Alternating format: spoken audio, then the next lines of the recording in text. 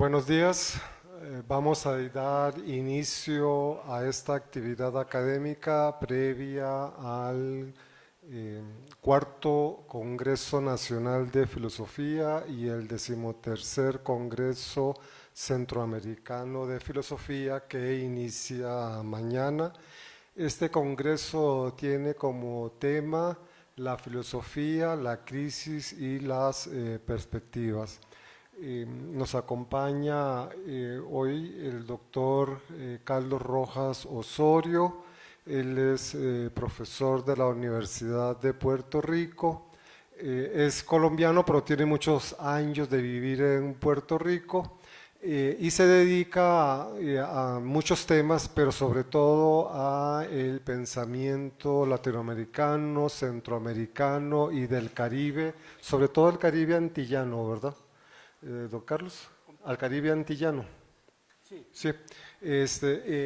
Y lo que nos va a hablar hoy es algo que tiene que ver con la noción de filosofía, su interpretación de la noción de filosofía. Y la filosofía, como es una materia que todos los estudiantes de primer ingreso, estudios generales, tienen que llevar, pues es pertinente, digamos, para ustedes. Bueno, la actividad es organizada por la sección de Filosofía y Pensamiento y también es una iniciativa de las ONGs, de las asociaciones de filosofía. Por ejemplo, la Asociación Costarricense de Filosofía y la Asociación Centroamericana de Filosofía. Estos congresos tienen muchos años de estarse realizando. Vean lo que ya vamos por el tercero. Y esperamos que continúen la organización de estas actividades. Bueno, sin más, le doy la palabra a don Carlos.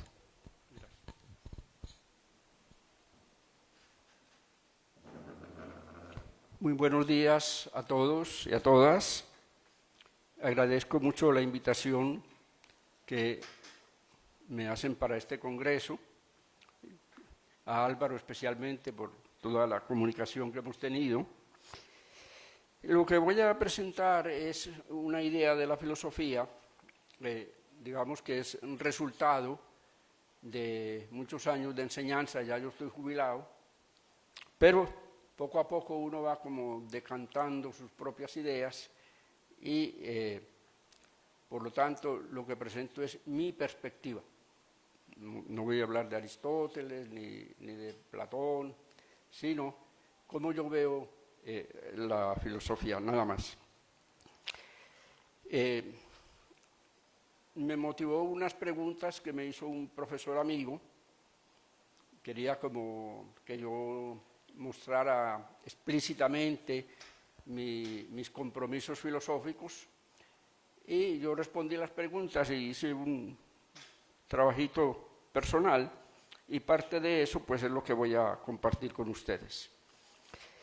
Bueno, lo primero que entonces voy a hacer es como ubicar la filosofía dentro de los distintos saberes que los seres humanos hemos desarrollado.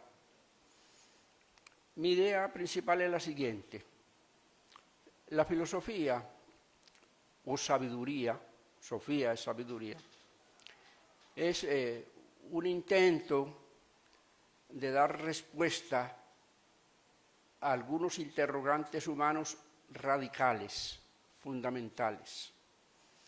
Tiene la característica de que esas respuestas no son unánimes, no todo el mundo acepta lo que dice un filósofo, porque hay muchas, y precisamente en eso difiere de la ciencia.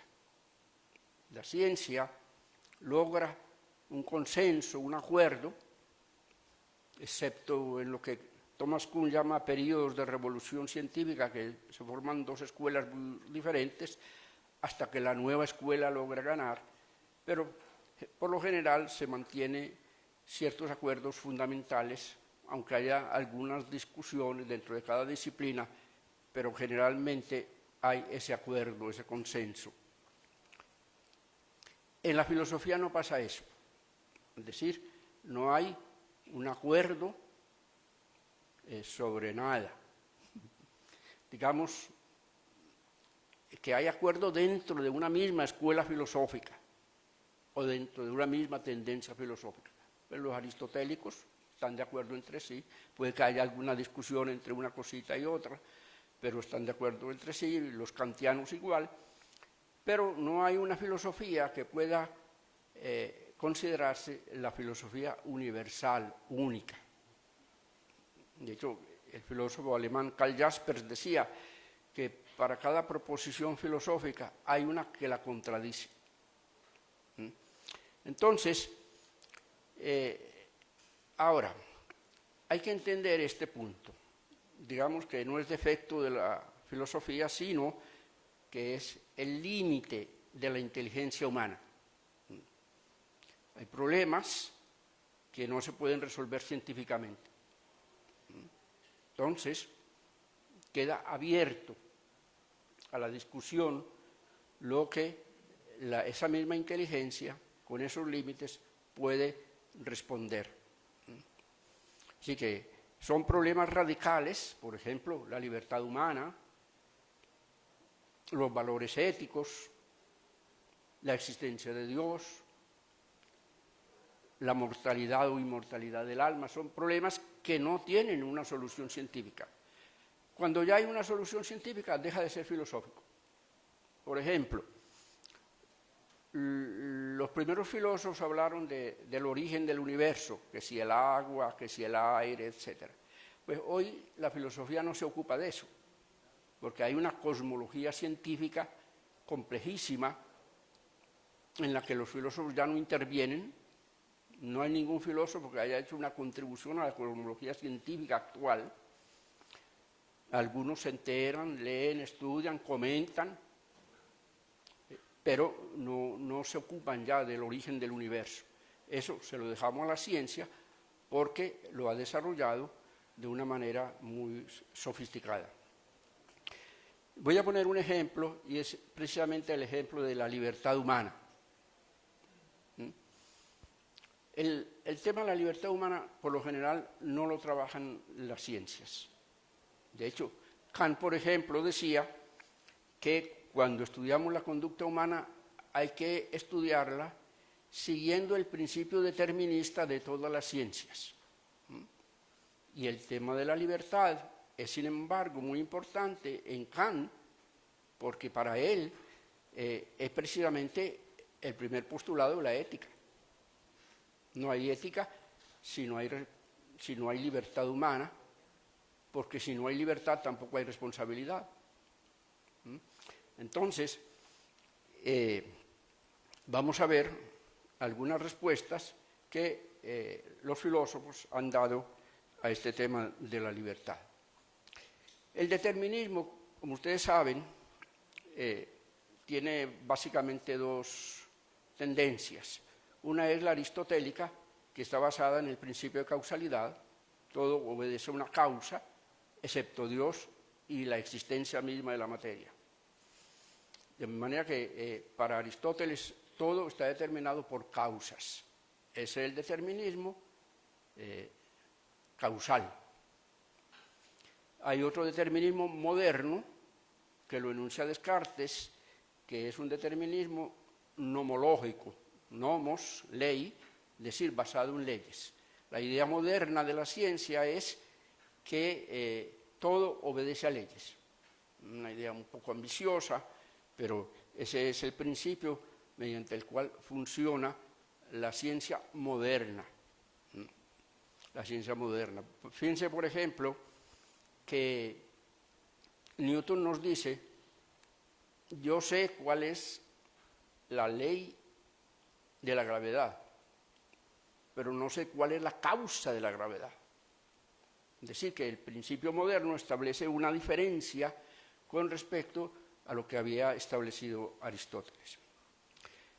Sin embargo, en Aristóteles hay un concepto de libertad. Aristóteles dice: el ser humano, cuando tiene que tomar una decisión, puede decir sí o no. De manera que, aunque hay un principio general determinista de causalidad, él no niega la libertad, sino que la admite, e igual que en Kant, es un principio básico para entender la ética. En el caso de Descartes, donde todo funciona de acuerdo a leyes, ese principio de legalidad, el que todo obedece a leyes, vale para la res extensa, es decir, para la naturaleza, pero no vale para la mente, ni vale para Dios. Así que para Descartes es bien seguro, más seguro incluso que Aristóteles, en afirmar la libertad humana. Por ejemplo, él dice, el hecho mismo de que podamos dudar, eso es parte de la libertad humana. De manera que el otro caso interesante es el de Spinoza. Spinoza niega el libre albedrío. Es muy estricto observador del principio cartesiano de que todo obedece a leyes. Sin embargo, también le hace lugar a la libertad de otra forma. Si nuestros afectos son pasivos, o sea, son pasiones, somos esclavos de nosotros mismos. Pero si nuestros afectos son activos, somos libres. ¿Por qué? Porque en ese caso, la mente tiene la idea de lo que quiere hacer, la idea consciente. Y entonces, en vez de ser pasivo, es activo. Así que ahí hay una combinación interesante donde no niega ni la causalidad, ni la libertad, ni la legalidad, pero admite la libertad en ese sentido. En ese sentido. Otro caso interesante sería, por ejemplo, el de Sartre. En Sartre, la afirmación de la libertad es tan rotunda como en Descartes. Para Descartes no hay unos valores, para Sartre no hay unos valores preestablecidos, no hay una norma preestablecida,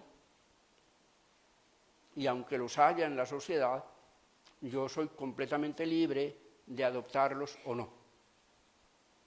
Mi libertad absoluta.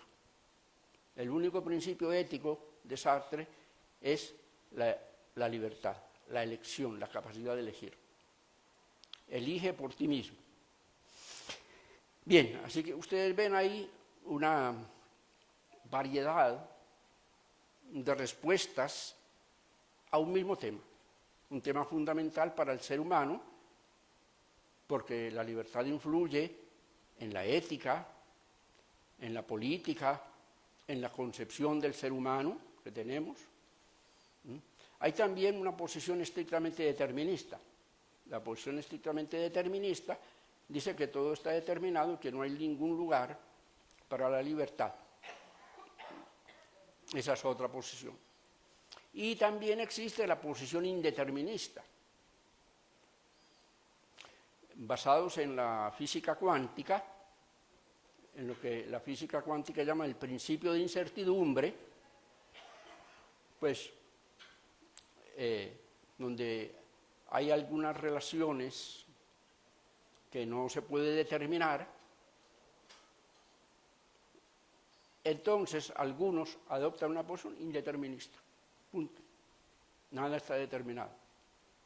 Así que hay todo un abanico de respuestas posibles a un interrogante que, por lo menos hasta ahora, no tiene una respuesta científica, pero que sin embargo es un interrogante radical. Ese es un ejemplo, pero podríamos dar muchísimos ejemplos. Voy a pasar entonces a profundizar un poquito la relación entre la filosofía y la ciencia y la filosofía y el arte. Como dije, la ciencia se basa en acuerdos, en consensos a que llega una comunidad científica.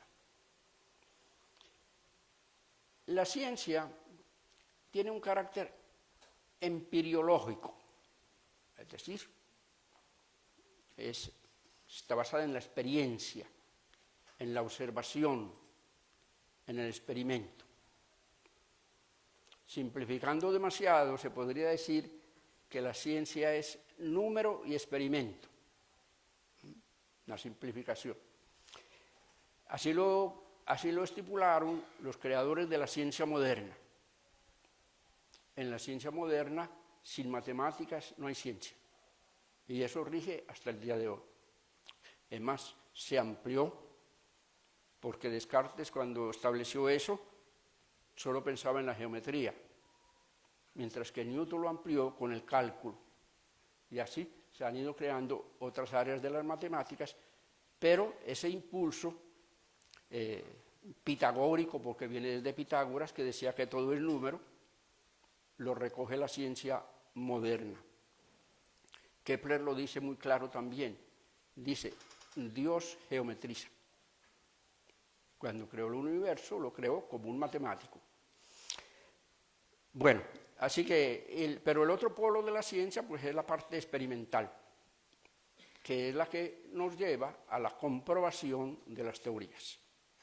Sin la comprobación de las teorías científicas, no hay ciencia. Precisamente esa es la diferencia con la filosofía. La filosofía no es empiriológica, no puede probar sus teorías de una forma concluyente, no puede probar sus teorías con experimentos. No. Usa la experiencia, pero en un sentido más general, no en el sentido específico del experimento o de la observación científica, que es una observación controlada. Así que la ciencia avanza de esa manera. Los interrogantes filosóficos prácticamente se mantienen, porque se pueden dar las mismas respuestas o crear respuestas nuevas. Además, se pueden introducir problemas nuevos. Ayer escuchábamos la conferencia sobre ecología, ¿verdad? Y el tema de la ecología es un tema del siglo XX, prácticamente. Aunque ya Engels anunciaba que no nos regocijáramos demasiado con el avance técnico de la naturaleza, porque la naturaleza puede tener sus respuestas. Y Spencer también dijo algo sobre el agua, pero prácticamente se convierte en un problema con el proceso de industrialización, como ayer nos explicó muy bien la doctora Guerra. Así que pueden haber problemas nuevos. Si miramos la filosofía con relación al arte, parecen muy distantes. La filosofía parecería estar más cerca de la ciencia en cuanto usa el razonamiento. La única arma de la filosofía es la lógica y el lenguaje. Porque cuando defendemos una teoría filosófica, tenemos que defenderla con razonamientos, con argumentaciones. Hegel decía, la filosofía es el trabajo del concepto. Es decir, hay que razonar, hay que tratar de probar, hay que tratar de convencer. Lo único que esos razonamientos nunca van a ser concluyentes, porque siempre va a haber mucha gente que no está de acuerdo, pero es precisamente si yo quiero convencer a gente, o a poca o a mucha gente de mis teorías, tengo que argumentar. Ese es el arma, y Aristóteles lo vio bien claro cuando dijo que la lógica es el organón, el órgano, el instrumento que tiene el filósofo para poder avanzar. En ese caso, pues entonces, la filosofía se acerca a la ciencia porque son saberes muy racionales. estrictamente racionales. Pero se parece también al arte en cuanto a la subjetividad. En una poesía, el poeta expresa sus sentimientos, sus afectos, sus pensamientos, sus actitudes. ¿Y cuál es la subjetividad en la filosofía? Es el compromiso. Puesto que no hay una respuesta única ni concluyente a ningún problema filosófico, el filósofo se ve en la obligación ineludible de comprometerse. El filósofo estadounidense Quine habla del compromiso ontológico, pero no es solo ontológico, es epistemológico, es axiológico, sobre todo es ético y político. Es decir, que en las respuestas que damos a cualquiera de los problemas fundamentales que nos planteamos implican un compromiso. Hemos visto que hay una variedad de respuestas a un mismo interrogante. Por lo tanto, uno tiene que analizar, estudiar, argumentar, y al final lo que llega es a un compromiso. ¿Cuál es mi posición con respecto a? Por ejemplo, la ontología te pregunta qué cosas o clases de cosas hay, existen. Esa es la pregunta de la ontología, que hay que diferenciarla de la metafísica. En el Renacimiento, algunos filósofos diferenciaron entre ontología y metafísica. El término metafísica ya te está diciendo que hay algo más allá de lo físico, ya está cargado. De hecho, aunque Aristóteles se le adjudica un libro llamado Metafísica, no fue él el que le puso ese nombre, pero el título pegó. El nombre se lo puso quien recopiló las obras de Aristóteles, pero el título pegó y sigue existiendo.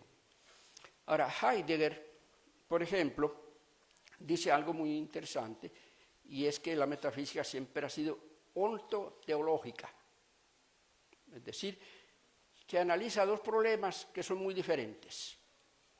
Una cosa es preguntar por los seres que existen en el universo, y otra cosa es preguntar por la existencia o esencia de Dios.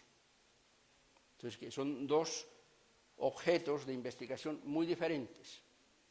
Entonces, en el Renacimiento se llegó a la conclusión que el tema propiamente era la ontología. ¿Qué hay? ¿Qué existe? Y el estudio de seres particulares como Dios, o los ángeles, o seres espirituales, lo llamaron neumatología, neuma, espíritu. Así que hoy en día, incluso filósofos analíticos, que son reacios a la metafísica, sin embargo, como cité a Quine, aceptan la ontología porque implica siempre, por ejemplo, ¿qué clase de entidad son los números? Responder a esa pregunta, pues es un problema ontológico. Y hay tantas respuestas como para el problema de la libertad, según vimos. Así que la filosofía tiene en común con el arte que implica una cierta subjetividad, porque implica un compromiso. Es más, Verlaine, el literato, decía que la filosofía es un tipo de literatura que no sabe que lo es.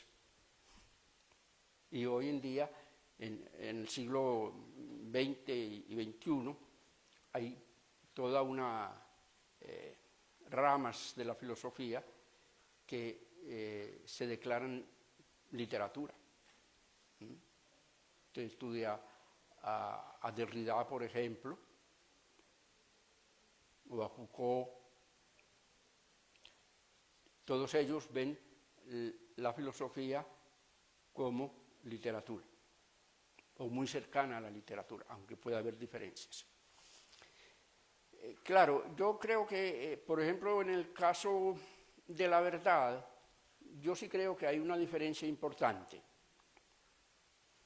La filosofía busca la verdad, aunque no sea una verdad concluyente.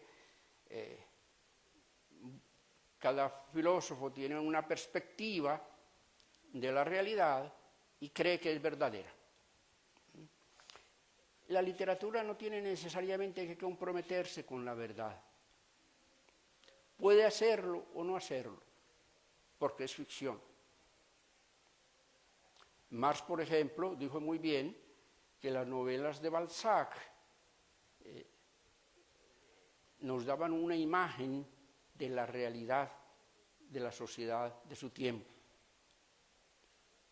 Es decir, que puede hacerlo, pero no está obligado, el literato no está obligado a representar la realidad, porque la literatura es más que representación. De manera que ahí yo sí veo una diferencia, ¿sí?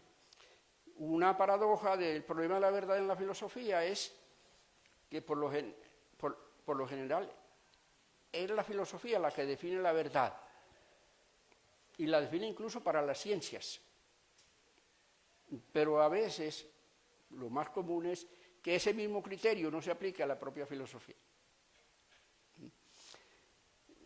Deleuze dice que para evaluar la verdad de una filosofía hay que evaluarla como perspectiva. Es decir, uno tiene que ponerse en las premisas, en los primeros principios que adopta ese filósofo y mirar si usted acepta, solo si usted acepta esos mismos compromisos de base, puede entonces decir, sí, esa filosofía es verdadera. Es decir, solo desde la perspectiva determinada. Por lo tanto, aunque cada filosofía cree que tiene la verdad, no hay una única verdad, sino que hay que mirarla desde una determinada perspectiva. Ortega y Gasset defendió esa tesis también, pero Ortega se consolaba con la idea de que Dios es la perspectiva de las perspectivas. Y eso pues es una solución ontoteológica que no es aceptable para todo el mundo. Así que la filosofía es como entonces un saber intermedio entre el arte y la ciencia y la religión. Hegel dice que la religión y la filosofía tienen los mismos temas. Eso parece curioso, ¿no? Pero si planteamos temas como la existencia de Dios, la inmortalidad del alma, el destino de la humanidad, etcétera, etcétera, pues entonces sí, puede tener razón. Pero él hacía esta diferencia que es importante. La religión es representación sensible, es decir, no llega al concepto. Recuerden lo que vimos antes, la filosofía es trabajo del concepto, dice Hegel. O Deleuze, para ponerlo más moderno, dice, la filosofía es creación de conceptos. Así que la religión va a lo absoluto, dice Hegel, pero solo de una representación sensible. En cambio, para Hegel, no es mi posición, para Hegel la filosofía también va a lo absoluto, al saber absoluto, pero por la vía del concepto. Por la vía del concepto. Así que, en cierta manera, Hegel pone la filosofía por encima de la religión, por lo menos metodológicamente hablando. Así que esos temas que son comunes a la filosofía y a la religión, según dice Hegel, pues son también interrogantes fundamentales, radicales, sobre los cuales el filósofo tiene que tomar partido, tiene que comprometerse. Desde Platón hasta Kant, muchos filósofos trataron de argumentar racionalmente sobre la existencia de Dios.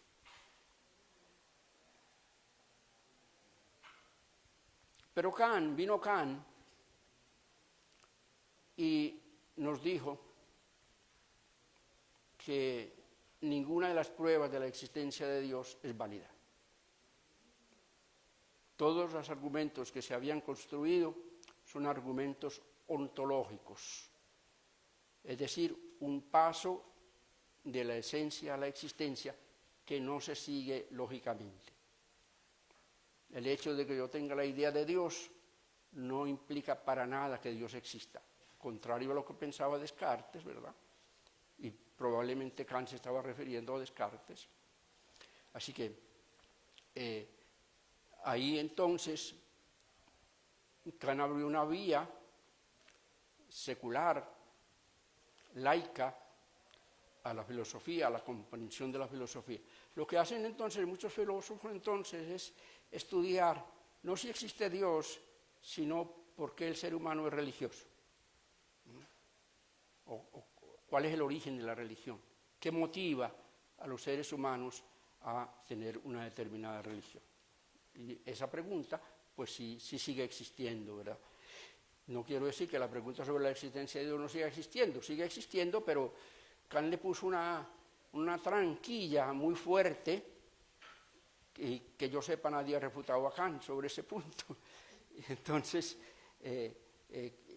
se ensayan otras vías. El propio Kant fue inconsecuente, porque admite la existencia de Dios como un postulado moral, es decir, una idea mucho más floja que las pruebas que él había atacado.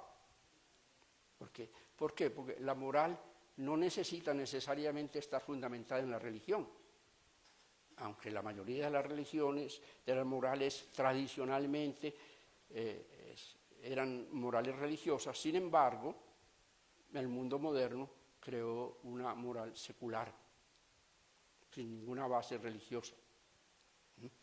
Pero Kant tuvo esa inconsecuencia, demolió, deconstruyó las pruebas de la existencia de Dios, pero luego en la moral, que para él era algo sagrado, pues ahí Nietzsche le cayó encima, diciéndole que era precisamente no seguía su propia lógica.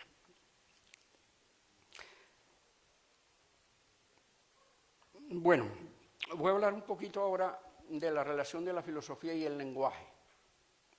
Es uno de los temas también fundamentales. Porque la filosofía no es solamente argumentación, sino que se vale del lenguaje. No cualquier tipo de lenguaje, sino el lenguaje conceptual, el trabajo del concepto, la creación de conceptos. Entonces, pero de eso es un tema nuevo que prácticamente, según Foucault, es a partir de Nietzsche que se da ese giro fundamental de mirar que hay un trabajo que fundamentalmente la filosofía es un trabajo con el lenguaje. Unamuno también lo dice de esta manera. Unamuno dice la filosofía es filología. Y en el siglo XX, partiendo de lo que había dicho Nietzsche y antes de Nietzsche Humboldt, entonces se creó lo que se llamó el giro lingüístico. Es decir, que la filosofía es análisis del lenguaje, que el instrumento de la filosofía es el análisis del lenguaje, y en eso coinciden la filosofía analítica, la hermenéutica, Nietzsche, Foucault, Heidegger, etc. Son muchas las escuelas que practican la idea de que la filosofía tiene que empezar por un estudio del lenguaje. Incluso, como alguna escuela británica, también del lenguaje ordinario, pero más que todo del lenguaje que usa la propia filosofía, que es el lenguaje conceptual. Porque, como dije, la filosofía tiene que afinar sus instrumentos, tiene que clarificar los conceptos, tener ideas claras y distintas y buenos argumentos, porque cualquiera de esos elementos puede ser atacado por otro filósofo. Así que al tratar de convencer tenemos que ser lo más racionales posibles.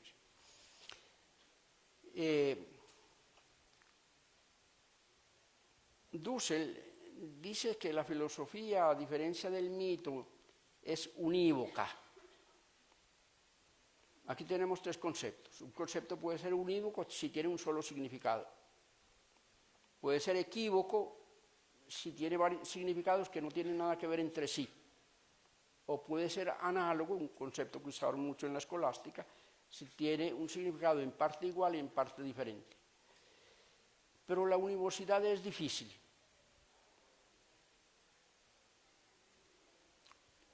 Derrida dice, por ejemplo, que la metafísica es metáfora, o por lo menos que no hay metafísica sin metáfora. De manera que no se puede excluir que el filósofo use analogías, metáforas, etc. Pero sí debe hacer el esfuerzo de definir los conceptos. Si ustedes saben, la primera regla de la lógica es que los términos, los conceptos que utilicemos tengan un solo significado. Si cambia el significado en el interior de un argumento, ya lo hace inválido. Entonces, por eso, ese método lógico de la filosofía. Clarificar los conceptos, definir los conceptos. Si un concepto tiene varios significados, pues se debe poder decir, mire, lo estoy usando en este sentido y en otro sentido, etc. Pero ese es el trabajo que tiene que hacer la filosofía. En cuanto al tema del lenguaje, la filosofía se plantea dos problemas que son importantes. Uno, la relación del lenguaje con la realidad. Y dos, la relación del lenguaje con el pensamiento. En cuanto al primero, yo sigo la idea de Humboldt de que el lenguaje es apertura del mundo. También Unamuno sigue esa idea, ¿verdad? Es acepción del mundo. Pensamos desde la lengua, dice Humboldt. De manera que con el lenguaje le damos nombre a las cosas. No solamente le damos nombre, hacemos como la primera clasificación de las cosas. La ciencia opera luego, creando otro lenguaje, partiendo de esa primera apertura lingüística del mundo. Ahora, el problema que ahí se plantea es si cada lengua es una acepción del mundo, es una primera clasificación del mundo, entonces, ¿dónde queda la universalidad de la razón? Humboldt resolvió eso diciendo que Humboldt era medio kantiano, es una especie de kantiano lingüístico. Kant no se ocupó del lenguaje, se fue directo a la lógica, que es ya la proposición. Y la respuesta entonces de Humboldt es que hay un espíritu universal, que es universal, pero que se materializa o se concretiza en lenguas distintas. Luego vino Saussure y dice, no,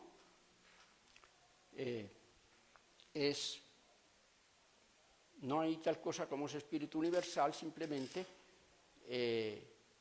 tenemos una capacidad simbólica y son las comunidades que crean la lengua las que le dan el significado a las cosas. Y como ustedes saben, el estructuralismo lingüístico de Saussure se convirtió casi en un dogma a partir del descubrimiento de sus trabajos. Es parte esencial del giro lingüístico. Ahora,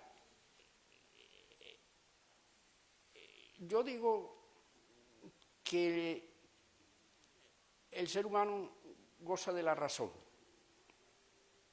Lo universal es la razón. La razón está en todas partes, no como decía Aristóteles, que la razón es de los griegos y los demás son bárbaros, o que la mujer tenía una razón menor que la del varón. No, la potencia de la racionalidad está en todos los seres humanos, en cualquier cultura.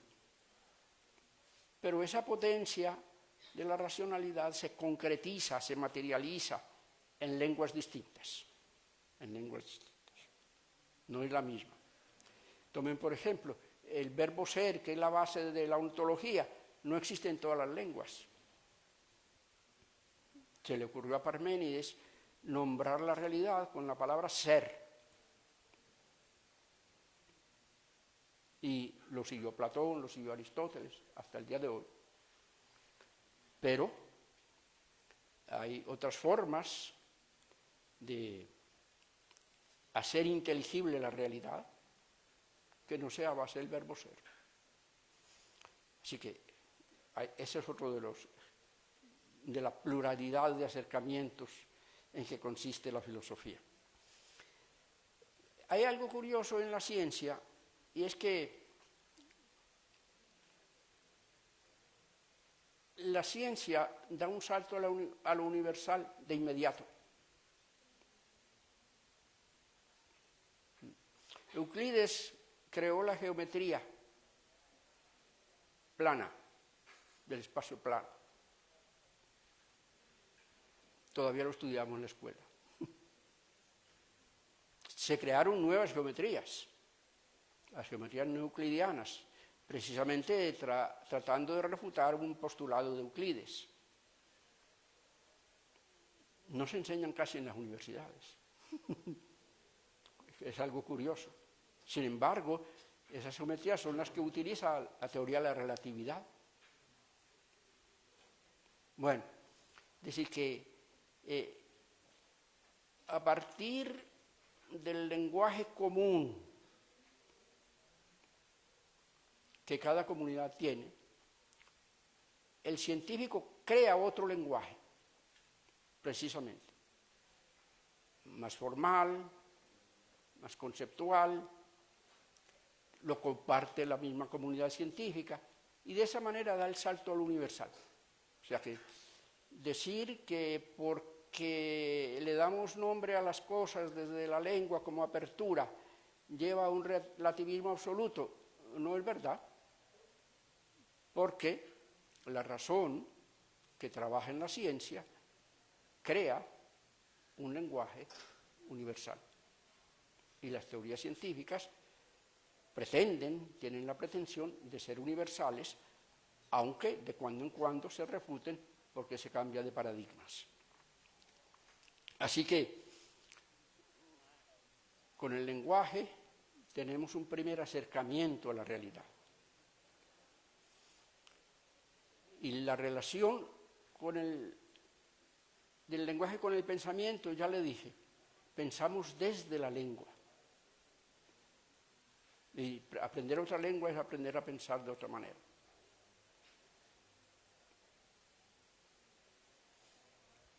Claro,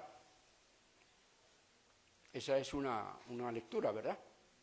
Como dije, la filosofía tiene muchas lecturas. La teoría de Aristóteles era muy distinta.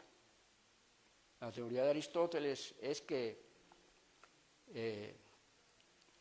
nosotros tenemos representación sensible de las cosas, nos formamos una idea universal a partir de esas percepciones, y esa idea la traducimos luego en palabras. O sea que el lenguaje viene siendo como secundario.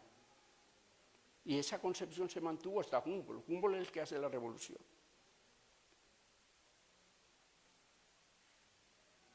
Pero Aristóteles no explica una parte de su triángulo semántico. Y es cómo yo me hago entender, yo que tengo unas ideas en mi mente, cómo yo me hago entender de los demás si ya no tenemos un código común. Ahí, claro, él suponía que el griego era esa lengua universal, ¿verdad?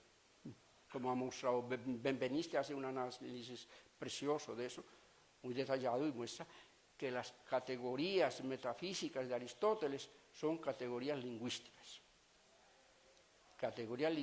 del idioma griego. Bueno, claro, Benveniste ya está en el cielo lingüístico también, pero es uno de los que más sabe de lingüística.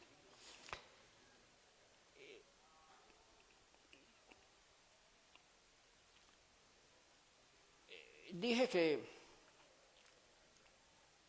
hay problemas radicales, que hay problemas fundamentales que no tienen una solución científica y que precisamente a responder esos interrogantes se dirige la filosofía.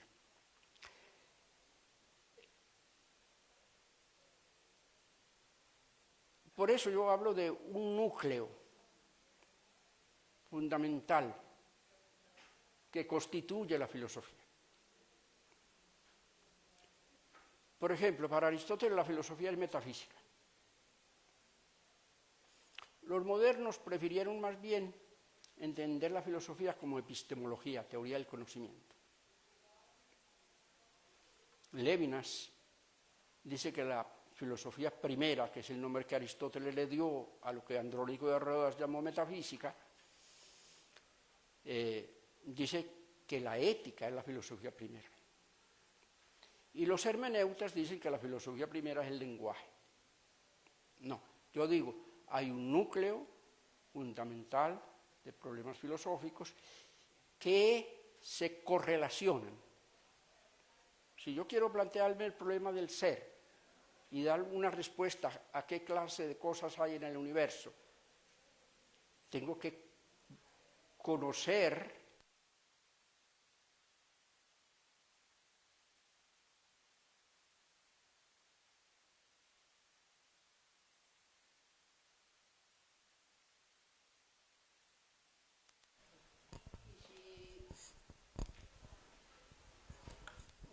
yo estoy usando la filosofía como lenguaje, entonces, en ese mismo núcleo de problemas fundamentales, yo tengo que preguntarme qué clase de lenguaje tiene sentido. Claro, se puede dar una respuesta muy simplista de eso, como hicieron los positivistas lógicos, y decir que solo el lenguaje verificable es válido. Pero sí es válida la pregunta, ¿qué tiene sentido?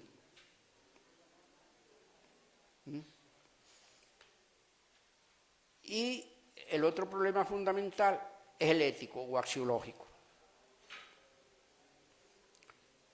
pero en cierta manera, para yo defender que tal o cual valor es más importante que otro, tengo que conocer algo de la psicología humana, de la sociología humana, etc. Entonces, esos problemas se interrelacionan. Por ejemplo, la posición que el filósofo toma con respecto a la religión es crucial. De ahí depende todo. De ahí depende todo. Porque ya esa posición va a determinar muchos de los problemas filosóficos adicionales. Diderot tenía una frase muy dura que dice: la filosofía comienza con la incredulidad.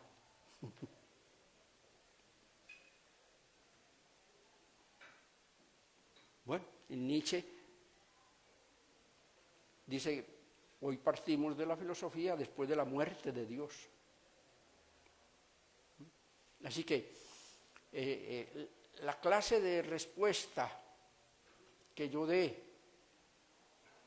al problema de la religión va a determinar muchos de los problemas que se plantean en la ética, en la epistemología. Ya vimos que Ortega dice que Dios es la perspectiva de las perspectivas, etc. Esos problemas se coligan, se relacionan mutuamente. Así que hay un núcleo de problemas que son el centro mismo de la filosofía y que uno tiene necesariamente que ver con el otro. Bueno, no sé si me extiendo mucho, quisiera hacer la pregunta entonces, en el momento que vivimos, siglo XXI, la filosofía vive lo que yo llamo una era mundial, es decir, vivimos un sistema planetario. No siempre tuvimos el sistema planetario, ¿verdad? Solo a partir del llamado descubrimiento de América, entonces empezamos a sentirnos como un planeta, pero hoy con los problemas ecológicos que tenemos que afectan a toda la humanidad y a todo el planeta, entonces tenemos que enfocar los problemas desde un punto de vista mundial, planetario. Y así, entonces, le damos espacio a las filosofías de todo el planeta. Ya no somos eurocéntricos. La teoría decolonial enfatiza eso. Tenemos que pensar por cuenta propia. Tenemos que decolonizar el pensamiento. Y eso hace lugar a una filosofía latinoamericana, a una filosofía africana, etc. Desde cualquier lugar de la Tierra podemos filosofar, podemos descubrir verdades, podemos comunicarnos, aunque discutamos racionalmente. Esa es la idea que yo creo que, que hay problemas nuevos que la humanidad actual se plantea. Nunca nos habíamos planteado con tanta insistencia, por ejemplo, el problema de los derechos de la mujer. Si ustedes hacen el historial de lo que los filósofos dicen de la mujer, es horrible. Es horrible. Hostos, por ejemplo, en Puerto Rico, hizo un cambio, defendió los derechos de la mujer, quizás se haya inspirado en Stuart Mill, que apoyó a su esposa en los derechos de la mujer. Así que tenemos problemas nuevos que tenemos que afrontar racionalmente en un diálogo intercultural, como lo llama el filósofo cubano Fournier Betancourt, porque tenemos problemas que antes no teníamos y que son urgentes. Gran parte de esos valores tienen como base sobre todo la posición que tomemos con respecto a la ética. La defensa de los derechos humanos, por ejemplo, es un valor fundamental que es necesario defender, porque coliga con los derechos de la mujer, coliga con los derechos de los animales, coliga con los derechos de la naturaleza. Hostos hablaba de que le debemos gratitud a la naturaleza. Dice él, de ella venimos y a ella volvemos. Y el principio fundamental que hoy defendemos de la conservación de la naturaleza está en la moral natural de Hostos. Bueno, lo dejo ahí. Muchas gracias y si tienen alguna duda, no tengo todas las respuestas, ¿verdad? Pero en la medida de lo posible. Gracias.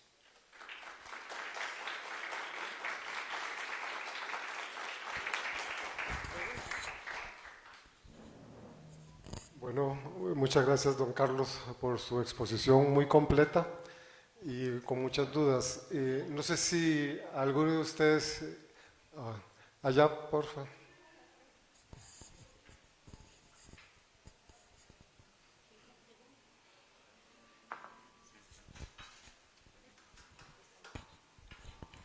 Ok. Bueno, primero, súper interesante toda la charla. Creo que es muy necesario a veces entender, digamos, algunos conceptos que tal vez son confusos más en la época actual, digamos. Pero yo tenía como algunas consultas, digamos, que tal vez, bueno, ya yo llevo tiempo, digamos, como pensándolas y todo, pero ahora que se mencionó, pues me gustaría como ver qué opina don Carlos.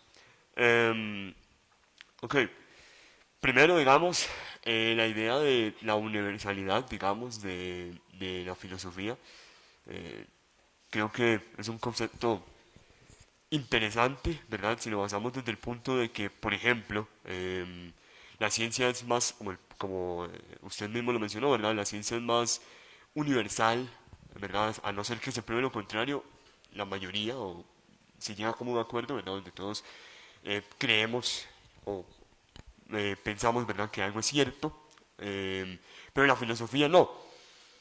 De hecho, yo ahorita estaba, ¿verdad? Comentándolo acá con mis compañeros, que no sé qué tan correcto sea. De hecho, ahí está mi pregunta. Se podría como dar como una comparación, ¿verdad? Entre, no sé, la experimentación como esa prueba para tratar de convencer, de cierta forma, ¿verdad? A las personas o a los demás. Así como la filosofía utiliza el lenguaje o en su defecto la argumentación para convencer o trasladar ese conocimiento a los demás. Ese sería como un primer punto, a ver si tal vez no estoy en lo correcto o si sí lo estoy. Otra cosa que mencionó, ¿verdad? Que fue el tema que a mí me vino a la mente el tema de la realidad con respecto a esto de que haya universalidades, porque yo siempre he pensado, ¿verdad? Bajo mi escaso conocimiento, que las realidades pueden llegar a ser compartidas, ¿verdad? Y que existe como una realidad en común, digamos, que podría representarse como ciencia, ya que es algo en lo que todos estamos de acuerdo, son conceptos, ideas, no sé, y también una realidad única o individual en la que solo nosotros podemos entender lo que sucede o lo que no, ¿verdad? No sé cómo qué podría opinar sobre el tema, porque yo considero, por ejemplo, que mi realidad no tiene por qué calzar 100% con la realidad de, no sé, mis compañeros acá presentes, o usted mismo, ¿verdad? Entonces, esas son como mis dos preguntas principales sobre esto, entonces no sé cómo, qué opinaría.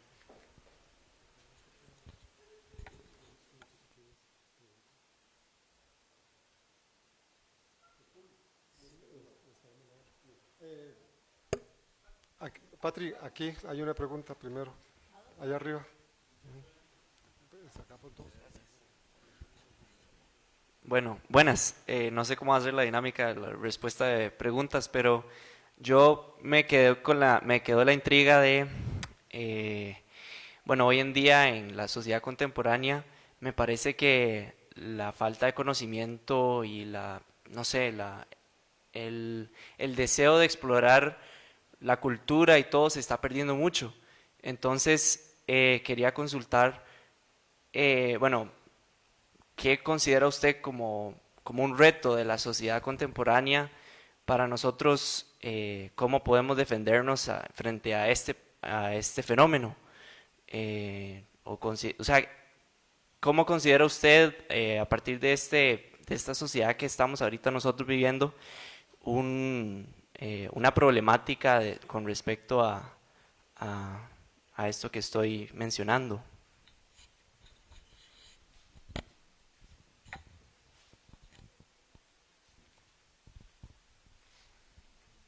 Mi pregunta sería respecto a cómo abordaría la filosofía y el tema de la violencia, digamos, ya que es algo que a nivel de país estamos sufriendo una gran ola de violencia, y no solo en el país, sino a nivel mundial.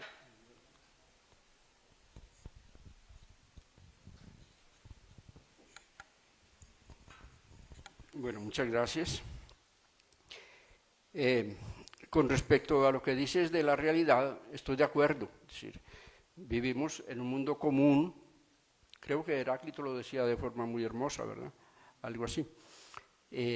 Indudablemente. El problema está entonces luego en que, aunque vivamos en una realidad común, a la hora de conceptualizar esa realidad, ¿qué incluimos o no incluimos en esa realidad?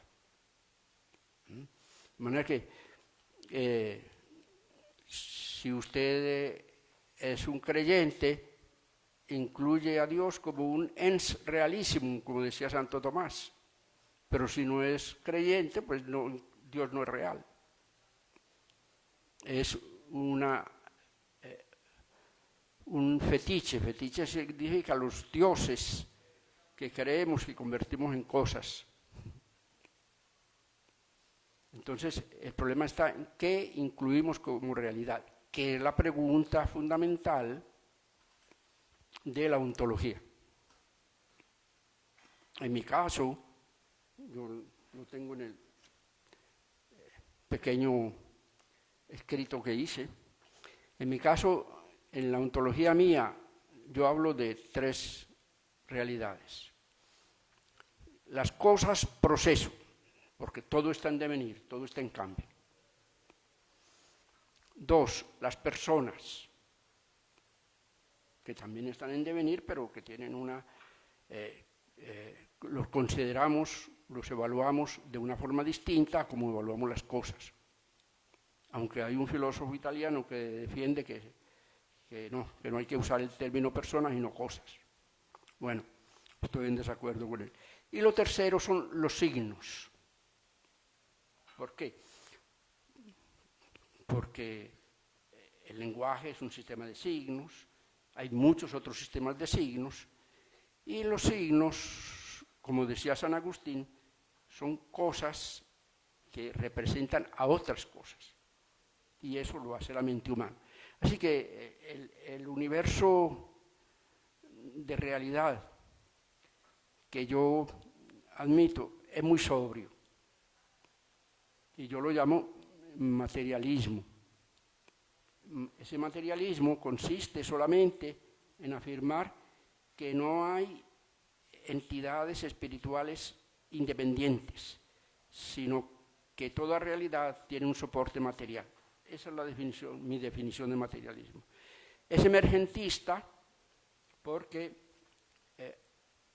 la naturaleza se evoluciona, se desarrolla y va creando nuevos niveles.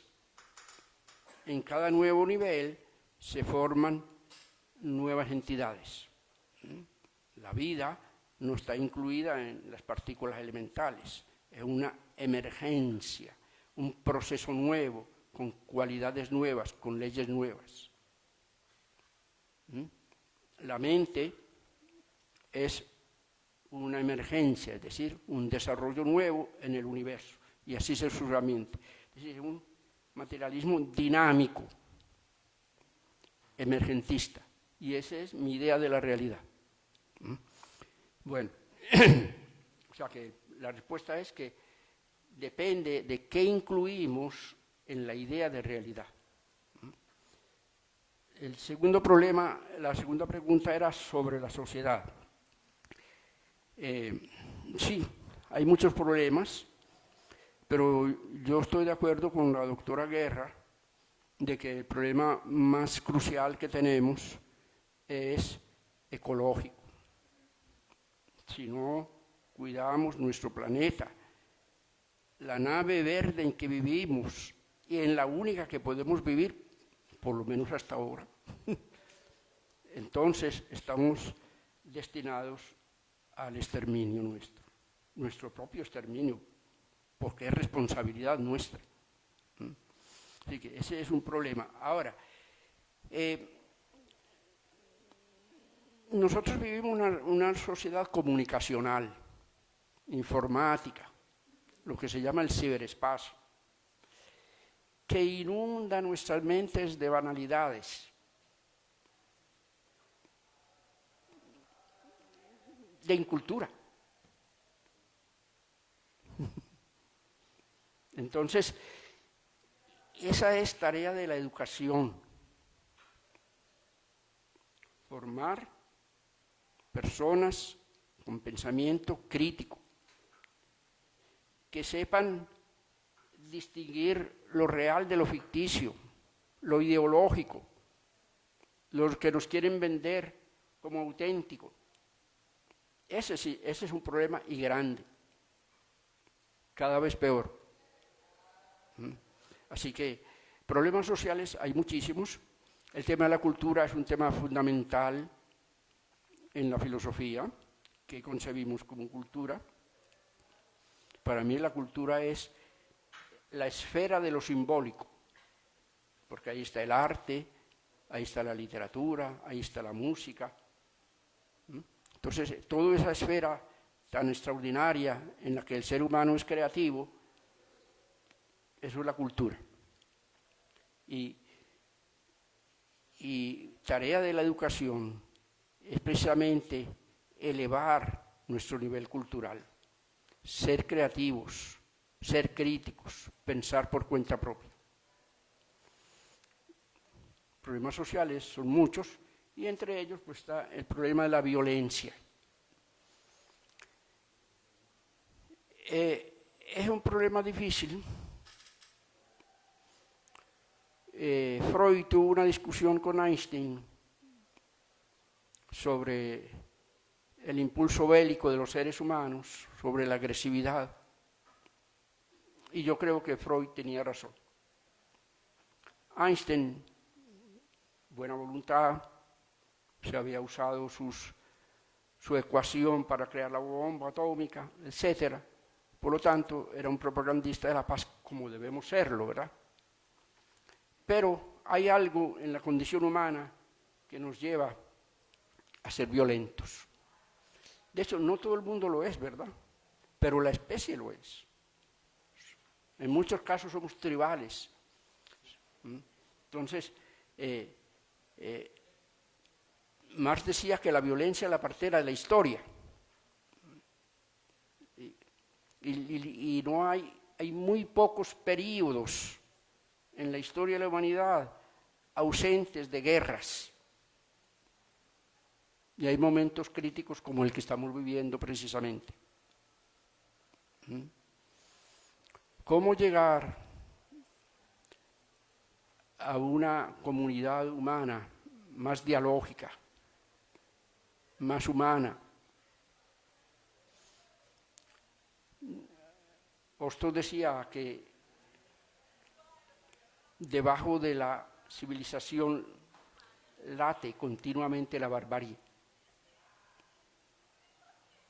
Es decir, por más desarrollados, avanzados, tecnológicos que seamos, ese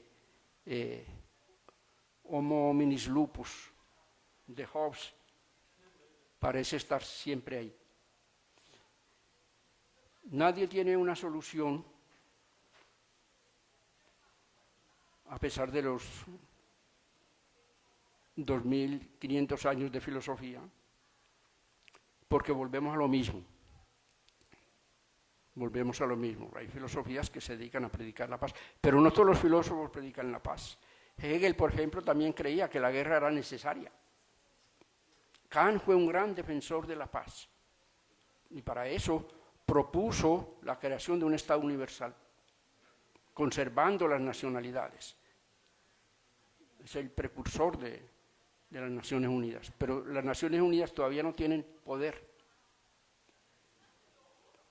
El secretario general habla, fustiga, pero no puede hacer más. Así que la violencia, Derrida decía algo curioso, es que la naturaleza no es violenta. O sea, estaba usando el término ahí, él que era esquivo a definir conceptos, porque era muy nominalista. Sin embargo, ahí hace una diferencia. Es el hombre el que es violento, no la naturaleza. En la naturaleza hay juego de fuerzas, pero una cosa es la fuerza y otra cosa es la violencia, porque la violencia implica intencionalidad, por lo tanto responsabilidad. Así que no sé qué más le puedo decir, pero definitivamente la humanidad se las juega todas ahí. Bueno, yo antes de dar la palabra otra vez tengo muchas inquietudes, pero hay dos que me interesan, ¿verdad? Una es la propuesta de algunos filósofos, sobre todo lo he escuchado en los filósofos analíticos, de que es posible una filosofía unificada. Digamos, a partir de la idea del siglo XX, del sentido, del significado y del lenguaje, y que se puede observar en, digamos, las hibridaciones entre tendencias.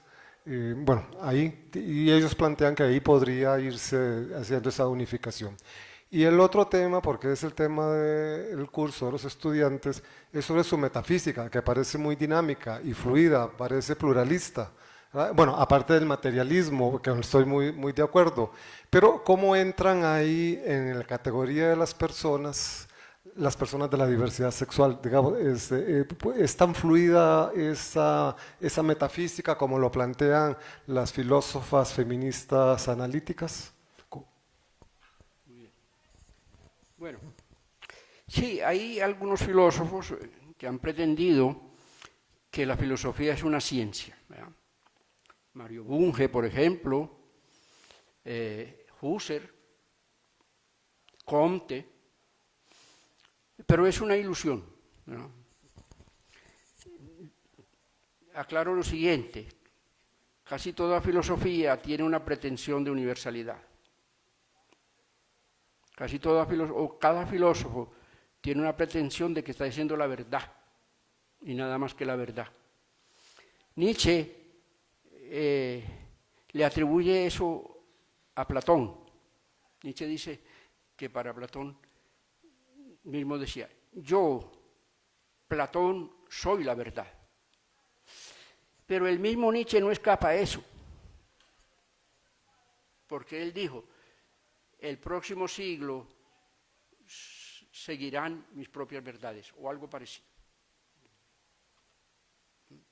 Así que, por eso a veces los filósofos son dogmáticos, ¿verdad? Y en las escuelas de filosofía uno encuentra profesores de filosofía que ni se hablan entre sí, solo porque tienen principios filosóficos diferentes. Cada uno cree que es la verdad.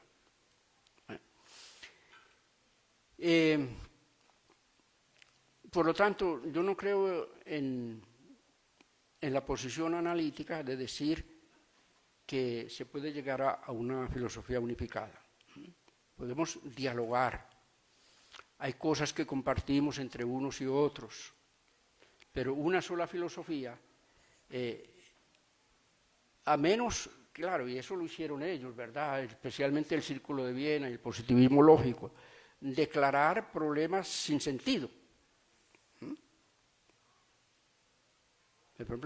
Los problemas metafísicos son para Carnap problemas sin sentidos, porque no son verificables. Claro, de esa forma entonces lo que queda es la ciencia, pero ya no es filosofía. El propio Wittgenstein, el primero, el del Tractatus, escribe un libro sobre la filosofía y al final dice que hay que abandonar todo lo que ha dicho, que una escalera que usamos, pero que hay que abandonarla. Porque no hay proposiciones filosóficas y sin embargo todo el libro está lleno de proposiciones filosóficas. Sí, lo que puede haber es, como diría Hegel, un cierto espíritu de época. Hay unas predominancias epocales, o lo que Foucault llama una episteme, ¿verdad? Unos principios que son comunes, casi subterráneos, que compartimos filosofía y ciencias. Eso puede existir. Pero en el caso de la episteme ni nos damos cuenta. Porque según Foucault no sabemos el código desde el cual hablamos. De manera que sí, puede haber diálogos, se han intentado diálogos, etcétera, etcétera, pero la naturaleza de los problemas que la filosofía se plantea son los límites de la inteligencia humana, que existe, y cómo podemos probar que eso existe. Porque no basta declarar que existe Dios, hay que probarlo. Entonces, no creo que eso sea posible, ¿verdad? Puede que se logren algunos acuerdos, pero es la naturaleza misma de los problemas con que nos enfrentamos, que no admiten una única respuesta. Admite muchas respuestas. Por eso la filosofía es ciencia. Maurice Schlick, uno de los miembros del Círculo de Viena, decía curiosamente, la filosofía, que es la madre de las ciencias, ella misma no es una ciencia, paradójicamente. Entonces, la otra pregunta era sobre... La metafísica. Sí, bueno, hablaba hace un ratito de los derechos que el siglo XX y XXI ha extendido. Hemos hablado de los derechos de los animales, hemos enfatizado todo lo que hemos podido en los derechos de la mujer, y entonces el siglo XX ha vivido una revolución sexual. El pobre Papa Francisco quiere algunas pequeñas reformas, pero la tradición es más poderosa.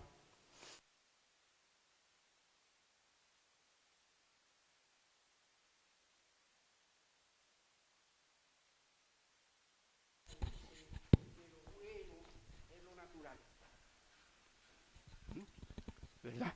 Como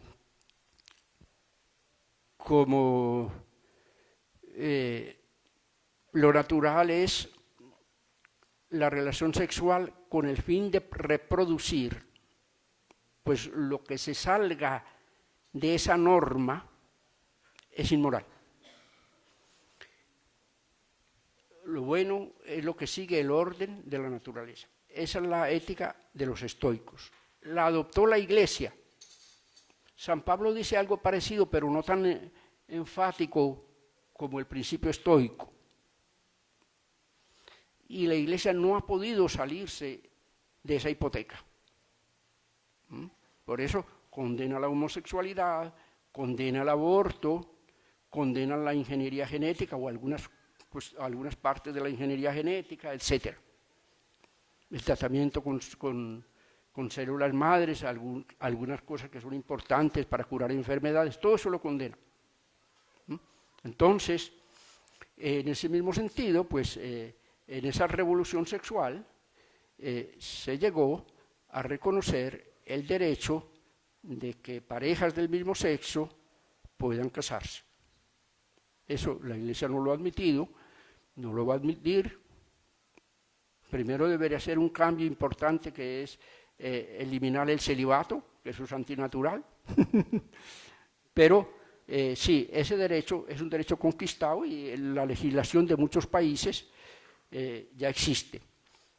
En el mundo de hoy hay esas dos tendencias: la tendencia secularizante, que admite la ampliación de los derechos, y unas culturas pues más apegadas a sus tradiciones religiosas, que permiten prácticas inhumanas. Rusia, que se había secularizado con el marxismo, ahora hemos vuelto a una mogolla de iglesia y Estado, y todos estos nuevos derechos están prohibidos. No es que tratemos de imponerle a las culturas una determinada moral, pero razonablemente podemos predicar esos principios y avanzar en un verdadero reconocimiento universal de los derechos humanos, que no los teníamos, porque la Revolución Francesa enunció los derechos humanos en términos masculinos. Sin embargo, en ese mismo momento, las mujeres estaban organizadas y estaban pidiendo una declaración de los derechos de la mujer igual que la que se había hecho en el prólogo a la Constitución.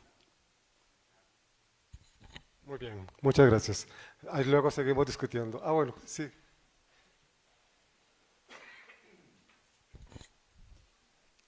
Nosotros los antillanos, yo soy de República Dominicana, estamos muy contentos porque un amigo le planteó al profesor Carlos Rojas Osorio que fuera a impartir clases de filosofía en Puerto Rico. Y entonces por eso, muy jovencito, él pasó a vivir en Puerto Rico. Pero también estamos muy agradecidos de una puertorriqueña, una jovencita, que, como decimos, ¿cómo es que se dice la palabrita? Bueno, esa muchacha entonces lo dejó allá en Puerto Rico. O sea que, de alguna manera, a este filósofo nosotros los tenemos en las Antillas con mucho orgullo. La Asociación Dominicana de Filosofía le otorgó el reconocimiento como miembro honorario de la Asociación Dominicana de Filosofía.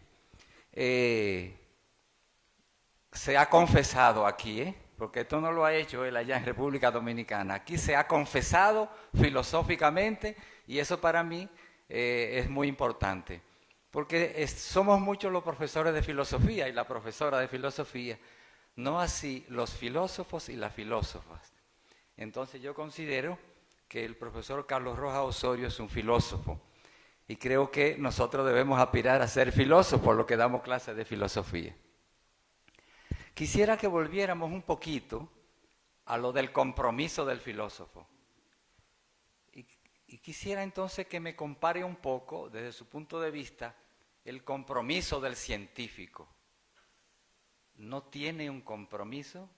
¿Está exento de los compromisos el científico como tal? ¿Y qué del artista? Porque usted subrayó mucho el compromiso del filósofo. No, indudablemente. Weber decía que ser científico es una vocación. En ese librito que es El científico y el político. Claro, él saca una conclusión que no comparto, y es que la ciencia está libre de valores. Y eso es imposible decirlo, sobre todo en las ciencias sociales, ¿verdad? Pero sí mostraba eso, que hay una vocación. Y el auténtico político también tiene una vocación, según Weber, ¿verdad? El auténtico, no el demagogo. Así que, indudablemente, y el compromiso del científico también es con la verdad. El punto de partida de la ciencia es la duda, ¿verdad? Entonces, de ahí yo parto y me comprometo a que a la luz de la investigación yo voy a llegar a unos resultados honestamente. Ese es el compromiso. El artista, mucho más también. Yo hice la comparación entre el filósofo y el artista, y ambos implican una subjetividad porque hay un compromiso. El artista está comprometido con su arte, pero eso no implica que no tenga también un compromiso con el mundo social en que vive.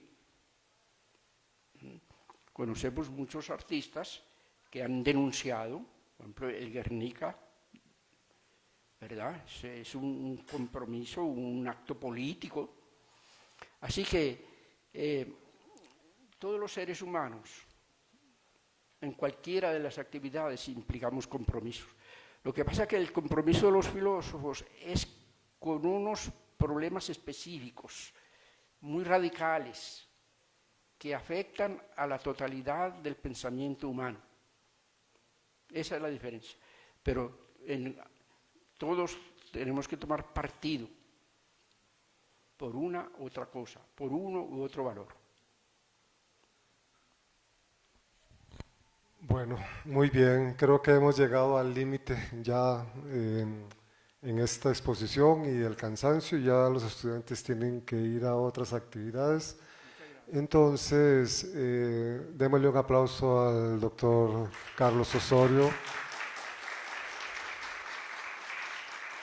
Y le agradecemos mucho su participación en esta actividad y esperamos seguir en contacto más adelante. A lo mejor a alguien le interesa, se le puede hacer una copia, o también la tengo en digital, pero no la tengo aquí, la tengo en el hotel. Perfecto. Bueno, muy bien, muchas gracias por su generosidad. Hasta pronto y los esperamos al Congreso mañana.